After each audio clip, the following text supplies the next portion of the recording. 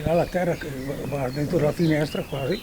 La terra continua a scendere, la pioggia di questi giorni ha reso la situazione ancora più pericolosa.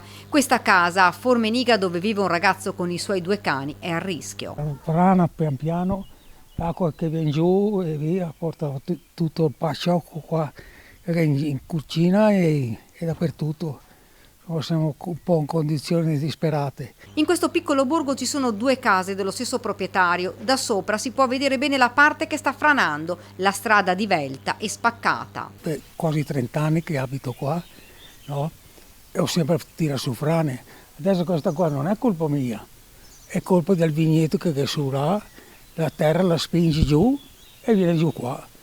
E io qua cosa devo fare? Ormai è da una settimana che la frana sta scendendo. Il ragazzo che vive in questo edificio, quello più a rischio, non sa più come fare e dove portare i cani. Perché avrei paura anch'io, perché io dormo con un occhio aperto e uno chiuso, perché senti le orecchie che tirano per sentire tum, e viene giù un blocco, 2 e via dicendo. In questi giorni sono arrivati a fare un sopralluogo anche i tecnici del comune, una situazione da monitorare costantemente, soprattutto se dovesse tornare a piovere. I soldi sono pochi, il comune non ne ha, dicono verrà incontro, perché questa qua è tutta roba privata e allora il comune stenta a venire incontro. La speranza, ci dice il signor Annunzio, è che il comune ci dia un aiuto, altrimenti questa casa rischia di essere travolta.